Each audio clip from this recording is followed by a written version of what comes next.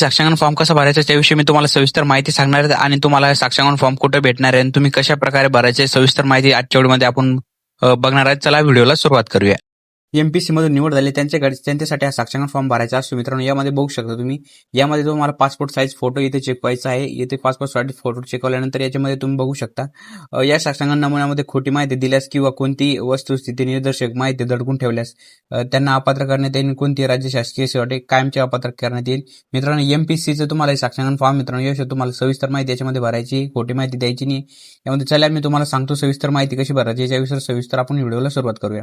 यामध्ये तुम्हाला तुमचं नाव लिहायचं मित्रांनो. तुम्ही इंग्लिश आणि मराठी दोन्ही लँग्वेजमध्ये इथं दिलेलं मित्रांनो. तुम्हाला इथं नाव लिहायचंय, इथं तुम्हाला नाव लिहायचं, इकडे आडनाव लिहायचंय. त्याच्यानंतर खाली बघू शकता मित्रांनो या ठिकाणी तुम्हाला तुमचा पत्ता द्यायचा. या ठिकाणी पत्ता वगैरे तुमचा संपूर्ण पत्ता राहणार, ज्या ठिकाणी पोस्ट वगैरे सगळी माहिती सविस्तर यामध्ये भरायची दोन्ही लँग्वेजमध्ये मित्रांनो. तुम्ही राहिल्यास ते इंग्लिशमध्ये भरा नाही तर मराठीमध्ये भरा. शक्य असल्यास मराठीमध्येच भरायचं मित्रांनो. तुम्हाला यानुसार तुम्हाला इथे सगळी माहिती भरायची आहे. त्याच्यानंतर पाकिस्तान वगैरे याचे मूळ रहिवासी असतील त्यांचं काही इथे मेन्शन केलेलं आहे, त्याविषयी आपल्याला काही घेणं देणं नाही मित्रांनो. त्यानंतर तुम्हाला आधार कार्ड विषयी आधार कार्ड नंबर इथं टाकायचा आहे. आधार कार्ड नंबर त्यांचे खाली बघू शकता. या ठिकाणी तुम्हाला पॅन कार्ड टाकायचं मित्रांनो. व्हिडिओ अति महत्वाचा मित्रांनो. यासाठी तुम्हाला या साक्षांकन फॉर्म भरला त्यानुसार तुमचं कॅरेक्टर सर्टिफिकेट तुमच्या स्थानिक पोलीस स्टेशन या ठिकाणी निघतो आणि जोपर्यंत तुमचं कॅरेक्टर जमा होत नाही तोपर्यंत तुम्हाला नियुक्ती येत नाही. त्यासाठी व्हिडिओ काळजीपूर्वक बघा आणि शेवटपर्यंत बघा मित्रांनो. त्यानंतर राष्ट्रीय तत्व या ठिकाणी तुम्हाला भारतीय लिहायचे. त्याच्यानंतर खाली बघू शकता जन्म ठिकाण, तुम्हाला जन्मतारीख इथे टाकायची आहे. जन्मतारीख इथे टाकायची. त्यानंतर सध्याचं वय वगैरे तुम्हाला इथं टाकायचं याच्यामध्ये. त्याच्यानंतर खाली बघू शकता तुम्ही दहावीत असताना तुमचं वय किती त्या ठिकाणी तुम्हाला या ठिकाणी वयचा टाकायचं आहे. आणि जन्मस्थान आणि तुमचं राज्य वगैरे टाकायचं आहे, तुमचं जन्म वगैरे कुठे झाले त्याविषयी सविस्तर माहिती तुम्हाला या ठिकाणी संपूर्ण या चार्टमध्ये टाकायची आहे. त्यानंतर तुमचा जिल्हा आणि राज्य, यामध्ये जिल्हा आणि राज्य तुम्हाला इथं भरायचे. तुमचे वडिलांचं मूळ गाव आणि वडिलांचं तुमचं मूळ गाव आणि राज्य या ठिकाणी तुम्हाला टाकायचं आहे. त्याच्यानंतर आपण खाली बघूया तुमचा धर्म जो पण असेल, हिंदू, मुस्लिम, जैन, ख्रिश्चन जो पण असेल इथं टाकायचं आहे. त्यानंतर खाली बघूया मित्रांनो मागील 5 वर्षापासून एका वेळी अजून कार्यालयात ज्या ठिकाणी तुम्ही ठिकाणी म्हणजे तुमचं जे 5 वर्षापासून जास्त तुम्ही ज्या ठिकाणी राहता मित्रांनो, सध्या तुमचं स्थानिक ज्या ठिकाणी तुम्ही राहता त्या ठिकाणचा तुम्हाला पत्ता टाकायचा आहे. सहसा सगळ्यांचा आधारला जो पत्ता असतो त्याच ठिकाणी सगळे राहतात. तर हा सविस्तर पत्ता तुम्हाला इथं टाकायचा मित्रांनो. तुमचं गाव, पोस्ट, तालुका, बदनापूर, पिनकोड वगैरे तुमचं जे पण असेल तसं सविस्तर यामध्ये टाकायचं मित्रांनो. त्यानंतर खाली बघू शकता तुम्हाला वडिलांचं वगैरे सगळ्यांची इथं माहिती भरायची. कोण काय करतं, कोणी जॉब करत असेल, शेती वगैरे करत असेल, कोणाची वडील सेवेमध्ये असेल इथं बघू शकता. आता वडिलांचं इथे मेन्शन केलेलं आहे. त्याच्या वडिलांचं नाव आणि त्यांचं राष्ट्रीय तत्व इंडियन, त्या वडिलांचं जन्मस्थान, नोकरीला असेल तर नोकरी टाका, शेतीला असेल तर शेती टाका.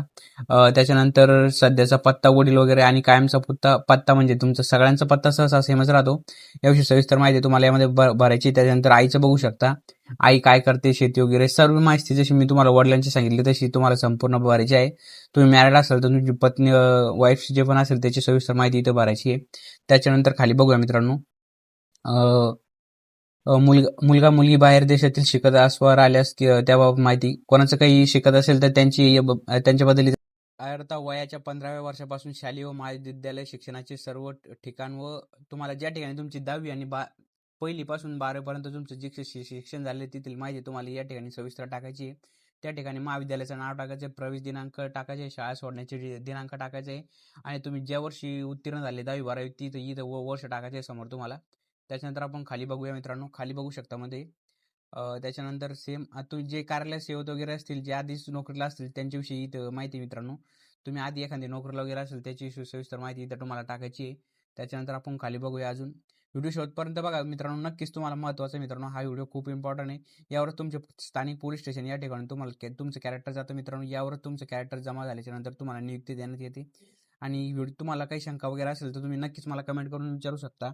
तुम्हाला जे पण डाऊट वगैरे असतील, कोणाचा काही प्रॉब्लेम वगैरे असतील. त्याच्यानंतर खाली बघू शकता तुम्ही, खालील रकान्यात होय किंवा नाही स्पष्ट नमूद करण्यात यावे, नमूद करावे.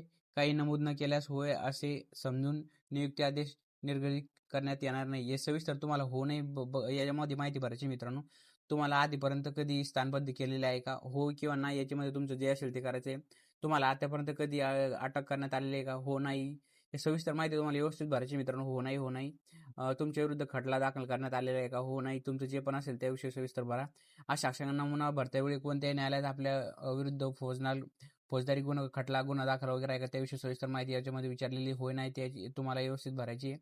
आणि तुम्हाला न्यायालयीन कोणत्या कोण अपराध आतापर्यंत सिद्ध अपराध केलेला आहे म्हणजे तुमच्यावर एखादा गुन्हा वगैरे सिद्ध झाला आहे का कोर्टातून त्याविषयी सविस्तर माहिती यामध्ये विचारण्यात आली आहे.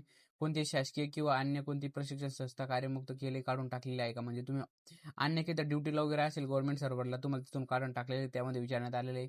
तुम्हाला कोणते विद्यापीठ कोणते इतर शैक्षणिक प्राधिभूत संस्था म्हणजे तुम्हाला युनिव्हर्सिटी वगैरे व कॉलेजमधून बाद केलेले आहे का ते विचारलेलं आहे. त्याच्यानंतर तुम्हाला कोणते MPSC वगैरे परीक्षेतून कधी ब्लॅकलिस्ट वगैरे केलेलं आहे का त्यामध्ये हा एक मुद्दा यामध्ये नमूद करण्यात आलेला आहे मित्रांनो. त्यानंतर आपण खाली बघू शकता तुम्हाला या ठिकाणी तुमच्या गावातील 2 वरिष्ठ व्यक्तींचे नाव द्यायचे मित्रांनो आयडेंटिटी म्हणून. त्या ठिकाणी त्यांचे संपूर्ण नाव वगैरे द्यायचे मित्रांनो. त्यानंतर आपण खाली बघूया. त्याच्यानंतर तुमचं शपथपत्र मित्रांनो शपथपत्रावर तुम्हाला व्यवस्थित भरून सही वगैरे द्यायची.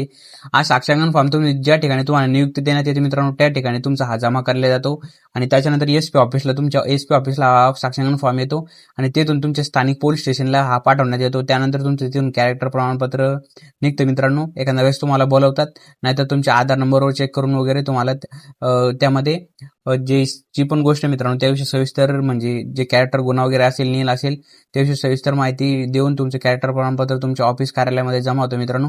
या प्रकारे या व्हिडिओमध्ये मी तुम्हाला हे सांगितलं मित्रांनो की MPSC साक्षांकन फॉर्म कसा भरायचा.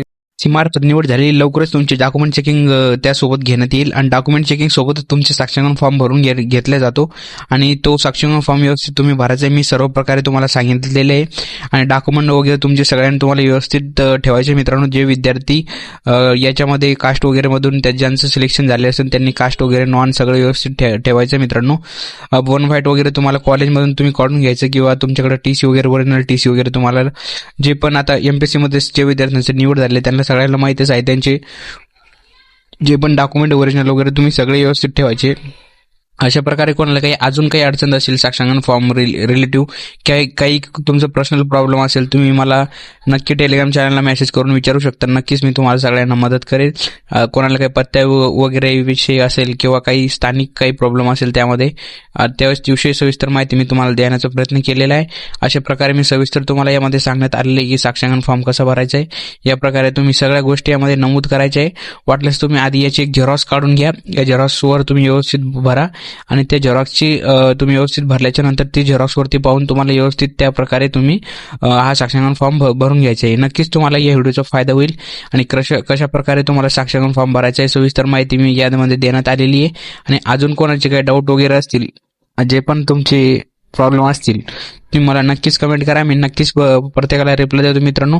आणि महत्त्वाच्या व्हिडिओसाठी आपल्या चॅनल सबस्क्राईब करून घ्या. बेल आयकॉन प्रेस करून ऑलवर सिलेक्ट करून घ्या. आणि लवकरच तुम्हाला नवीन पोलीस भरती आणि दारूबंदी पोलीस भरती तुम्हाला पाहायला मिळणार आहे. त्यामध्ये पण जे विद्यार्थ्यांना MPSCचा वगैरे चांगला अभ्यास आहे ते विद्यार्थी दारूबंदी वगैरे तुमच्या स्थानिक प्रॉपर म्हणजे तुमच्या जिल्ह्या वगैरे पण तुमची निवड होऊ शकते. कारण MPSC करणाऱ्या विद्यार्थ्यांना दारूबंदी पोलीसमध्ये भरपूर प्रकारे म्हणजे चांगले मार्क येतात.